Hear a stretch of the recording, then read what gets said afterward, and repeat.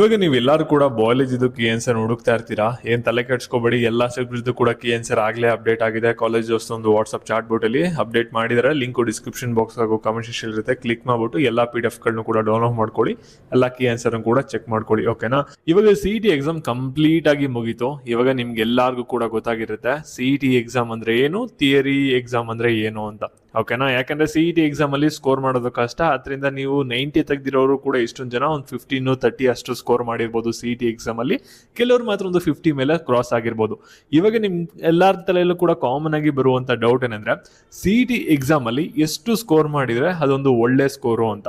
ಯಾಕಂದ್ರೆ ನೀವು 15 marks score ಮಾಡಿರ್ತೀರಾ, ನಿಮ್ಮ ಫ್ರೆಂಡ್ಸ್ 45 ಮಾರ್ಕ್ಸ್ ಸ್ಕೋರ್ ಮಾಡಿರ್ತಾನೆ. ಹಾಗಾದ್ರೆ ಅವನದು ರ್ಯಾಂಕಿಂಗ್ ಜಾಸ್ತಿ ಬರುತ್ತಾ ಅಥವಾ ನಂದು ರ್ಯಾಂಕಿಂಗ್ ಕಮ್ಮಿ ಬರುತ್ತಾ ಅನ್ನೋದು ನಿಮಗೆ ಕಾಮನ್ ಆಗಿ ಒಂದು ಡೌಟ್ ಇದ್ದೇ ಇರುತ್ತೆ. ಇದ್ರ ಬಗ್ಗೆ ಒಂದು ಕ್ಲಾರಿಫಿಕೇಶನ್ ಕೊಡ್ತೀನಿ ನೋಡಿ. ಫಸ್ಟ್ CET ರ್ಯಾಂಕಿಂಗ್ ಯಾವ ರೀತಿ ಕ್ಯಾಲ್ಕುಲೇಷನ್ ಆಗುತ್ತೆ ಅನ್ನೋದನ್ನ ಒಂದ್ಸಲಿ ತಿಳ್ಕೊಬಿಡಿ.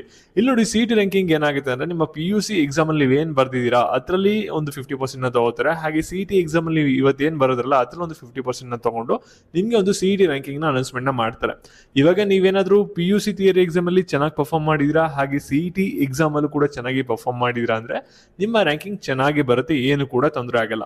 ಇವಾಗ ನೀವು PUC ಎಲ್ಲಾತ್ರಲ್ಲೂ ಕೂಡ 90+ ತಗೊಂಡಿದ್ದೀರಾ, ಹಾಗೆ CET ಎಕ್ಸಾಮ್ ಅಲ್ಲಿ ಏನಾದ್ರು 30 and above ತಗೊಂಡಿದ್ದೀರಾ ಅಂದ್ರೆ ನಿಮಗೆ ಡೆಫಿನೆಟ್ಲಿ ಏನು ಪ್ರಾಬ್ಲಮ್ ಆಗಲ್ಲ, ಒಂದು ಒಳ್ಳೆ ರ್ಯಾಂಕಿಂಗ್ ನ ನೀವು ಎಕ್ಸ್ಪೆಕ್ಟ್ ನ ಮಾಡಬಹುದಾಗಿರುತ್ತೆ.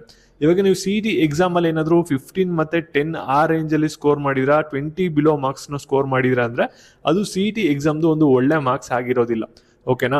ಇವಾಗ ನೀವೇನಾದ್ರೂ ಎಲ್ಲಾ ಸಬ್ಜೆಕ್ಟ್ ಅಲ್ಲೂ ಕೂಡ PCMB 4ರಲ್ಲೂ ಕೂಡ 30 and above ಅಥವಾ 40 and above ಸ್ಕೋರ್ ಮಾಡಿದಿರಾ ಅಂದ್ರೆ ನಿಮ್ಮ ಒಂದು CET ಮಾರ್ಕ್ಸ್ ಒಂದು ಒಳ್ಳೆ ಮಾರ್ಕ್ಸ್ ಆಗಿರುತ್ತೆ. ನೀವು ಒಂದು ಒಳ್ಳೆ ರ್ಯಾಂಕಿಂಗ್ ನ ಎಕ್ಸ್ಪೆಕ್ಟ್ ನ ಮಾಡಬಹುದಾಗಿರುತ್ತೆ. ಓಕೆನಾ? ಇದ್ರ ಬಗ್ಗೆ ಡೀಟೇಲ್ ಆಗಿ ನಿಮ್ಗೆ ಮಾರ್ಕ್ಸ್ ವರ್ಸಸ್ ರ್ಯಾಂಕ್ ನಿಮ್ಗೆ ಶಾರ್ಟ್ಲಿ ವಿಡಿಯೋ ಬರುತ್ತೆ. ಒಂದು ವಿಡಿಯೋ ಬೇಕು ಅಂದ್ರೆ ಪ್ರತಿಯೊಬ್ರು ಕೂಡ ವಿಡಿಯೋಗೊಂದು ಲೈಕ್ ಮಾಡ್ಬಿಟ್ಟು ರ್ಯಾಂಕ್ ಅಂತ ಕಮೆಂಟ್ ಮಾಡಿ, ಅದನ್ನ ಅಪ್ಡೇಟ್ ಮಾಡ್ತೀವಿ. ನೆಕ್ಸ್ಟ್ ಅಪ್ಡೇಟ್ಸ್ಗಾಗಿ ಚಾನಲ್ ಸಬ್ಸ್ಕ್ರೈಬ್ ಮಾಡ್ಕೊಳ್ಳಿ, ನಿಮ್ಮ ಫ್ರೆಂಡ್ಸ್ ಗಳಿಗೂ ಕೂಡ ಶೇರ್ ಮಾಡಿ.